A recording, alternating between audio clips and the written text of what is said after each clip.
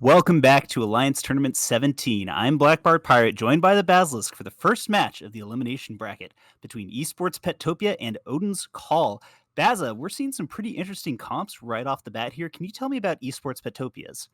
Yeah, so they've bought by and large a drone comp with this EOS triple Ishtar, fairly standard drone comp supported by a Hyena and a couple Deacons. But they've also very interestingly brought their flagship Barghest packed with rapid heavy missile launchers. So, I mean, it's a bit unusual to see Arm Barghest to begin with, but they've said, well, our flag Barghest is so good, we're just going to dump it in with the rest of this comp and see how it goes. And I like it. Yeah, it is really, really cool. We are seeing, like you said, Armor Bargus, but Odin's Call has brought two Lashaks and Armageddon, and then a pretty light back end here. But that double Lashak and Armageddon is going to be really, really interesting. We'll see if Esports can actually stay away from those long range newts and crazy amounts of damage. Match is starting right off the bat, and we are actually seeing quite a bit of heavy drones popping out here. So, not seeing any sentry sniping, which means that this might not go quite as crazy. But look at all those TDs going out already. Esports was ready for this.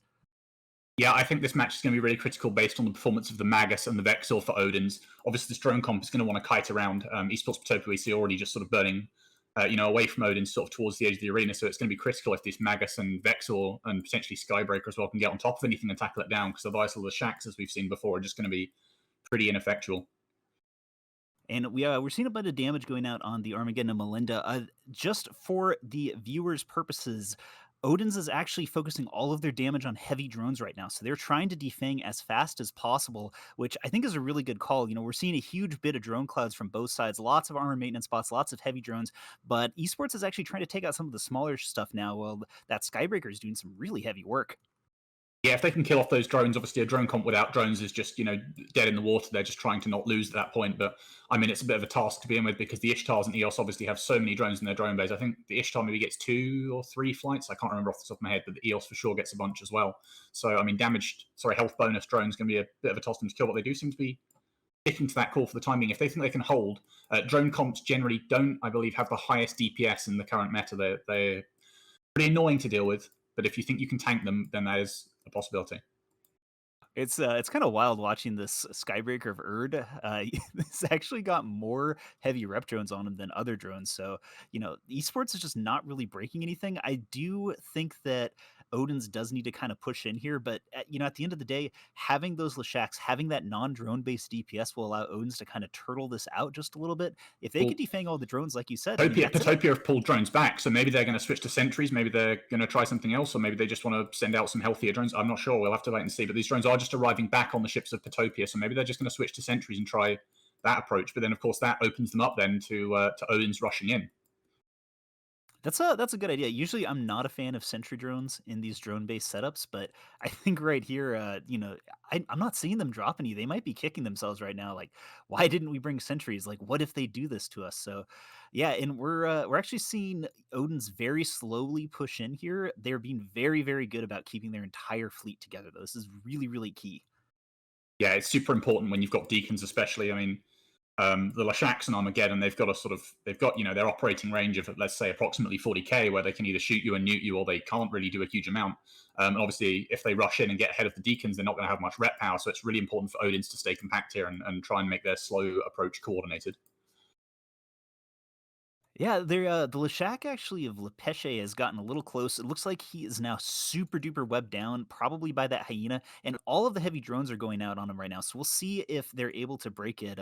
Lashaks they have a lot of HP, but they don't actually tank all that well, especially with deacons. But DPS is now being applied, and I don't think these Lashaks are really in range to hit anything. It looks like they might be going for drones again.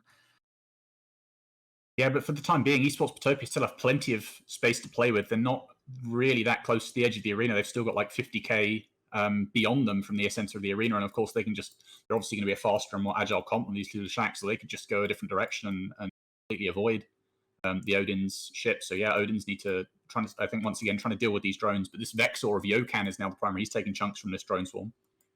Yeah, it looks like they kind of faked him out a little bit by sending the drones after that Lashak and are switching over to the Vexor. Odin's Logi and their use of rep drones has been really, really on point so far, though. So not a whole lot of damage. And again, these Lashaks are taking down heavy drones. So the more they do this, the less DPS Esports is going to have. Yeah, but of course, the Lashak with its ramping mechanics, battleship-sized guns, it's not the best ship for taking down drones. Of course, if you are freely firing on drones and you're theoretically hitting them perfectly, you still need to keep resetting your gun cycle every time you kill a drone and start shooting a new one. So not the most optimal ship for that purpose. Again, we see Petopia recalling their drones back. This is a slow burner. Yeah, it really is. Leshaks do have pretty much infinite tracking, but I'm actually locking up drones right now, and they're not quite getting them through with more than 2 volleys. So, yeah, I don't know. I think this is kind of awkward. Maybe the drones wasn't the best idea. Trying to like shoehorn your flag Vargist into an armored drone setup might not actually pay off too well for esports. But so far, real slow burn match. 5 minutes in, nobody's gone down yet. Where do these teams go from here? Because I mean, Esports tried shooting the softest target on the grid. They looked at the Vexel, they looked at the Skybreaker, they couldn't really break either. And Odin's, of course, if they try and push in, they don't want to get split up, so they can't really go too aggressive on burning in. There's that hyena range controlling them. And they can't really be particularly offensive unless they are on top of them. So where do these two teams go from here? What's the next step for either of them? Well, Odin's has been continuously pushing in. It's a little bit difficult to tell from the stream, but esports is actually about 100 kilometers off the center of the arena right now. So Odin's is actually boxing them in. Like eventually, they're going to have to go a other direction, and Odin's has been burning their ships in. And you see, actually, I think the Leshaks have overheated their MWDs, so they're pushing really hard. This hyena is able to do some screening, but all it's going to take is one of those Leshaks tackling something, and they might actually be about to get on top of that Eos or maybe an Ishtar. Yeah, they started shooting at the Magus of Cotton Toss, but he seems to have heated his prop and burned away. So he's looking good for the time being again. So I mean, yeah, it's going to be need to catch something. I mean, both these teams need to catch something. They might. Is Lepesh going to catch the Ishtar of 118? He's pretty close to him right now. He's right on top of him. Yeah, Yeah, I this, mean, this the Shack of if they have Lepesh is tackle right in mods, there.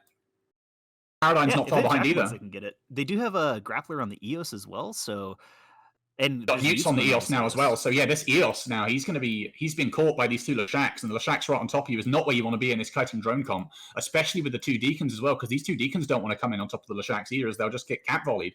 There's Ged in here as well, of course, not to forget about that. Well, while that's happening, Tiger's Deacon is actually taking a massive amount of damage here. One of the things pushing in also makes you vulnerable to other things, and now that they have webs and paints on it, I think that those Bargus drones are starting to apply. So they might be about to trade logistics for nothing. Maybe I don't know. We'll see as the ramping goes on this Deacon or on this EOS how things go. But Tiger's going down really fast here. I don't know. I think he's going to hold. There are a lot of rep drones on him, and he's starting to get speed up. So I think he might be able to tank this. He's pretty close to his Deacon friend as well.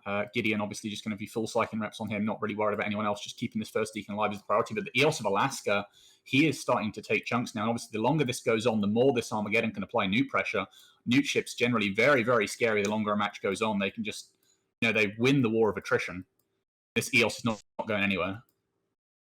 Yeah, and I mean, as these Leshaks ramp up, like you cannot rep through that after a certain point. And look at all that Newt pressure on both of the Deacons on the Esports Petopia side as well. Like I think that they're in some real serious trouble here.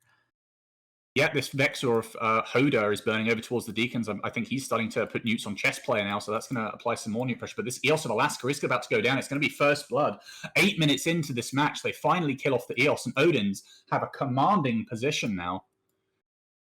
Yeah, esports is not being able to apply any of this drone damage, and it kind of really sucks for them. Like I liked what they attempted here, but Odin's were just ready for it. Like they had so much more ability to push in. They made the call to take out the heavy drones, and we're actually seeing the hyena taking some damage here too. And once that's down, I mean, esports will have absolutely no way of applying anything to them. Yeah, it gets very, very scary if you're in a drone comp without the hyena, because you lose the defense, not only the offensive potential of the webs and the paints to help you apply to things, but also those webs can be used defensively if someone's burning in. If you see that Leshak burning into you, you've got that hyena to keep you safe, to web him off, to slow him down and let your guy get away. But without the hyena, obviously that's not the scenario anymore, and it becomes very, very scary.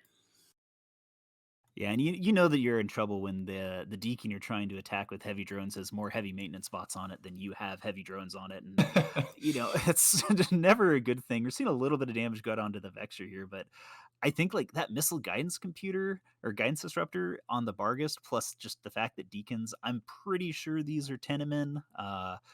They're just Yeah. avoiding everything. Yeah. And yeah, they're trying to kill this Vexel, but I think time is Esports Petopia's enemy right now. There's just 1 minute left in this match. Obviously, if they kill this Vexor, it's still going to be enough. And the Ishtar of Remeline now is also taking huge chunks. This new pressure is just overwhelming at this point. And Remeline's going to go down here, and this is going to be it. Odin's call are going to go through. and claim the first prize ships awarded in the lower bracket. And Esports Petopia, they're not completely ruined. Their flagship is still alive. They will still have those modules, the goodies from that ship, but they will be out of the Alliance tournament. Yeah, it's really unfortunate for them. Very, very good play on the Odin's Call side. They might lose this Vexor still, but even then, there's pretty much no way that Esports gets 30 points unless like both Lashaks decide to boundary, which to be fair, we've seen some weird stuff already this tournament. But I love what Odin's did. They pushed in, they stayed together in a nice ball, and they just played very, very well. Yeah, it was a really, really composed performance by Owens. Really controlled. Didn't overstep what they were trying to do. And yeah, I mean, Esports Petopia, I feel like they put the heavy drones out, and if that didn't work, which it didn't, there wasn't really a whole lot left in the bag for them to try. That was their choice. They brought the drones. They said, "This is our all the eggs in one basket. If this works, then great, and if it doesn't, there's not much left." And with that, the match is over. Odin's Call continuing in the lower bracket. Esports Petopia, unfortunately, out of the tournament, and with that, we'll send it back to the studio.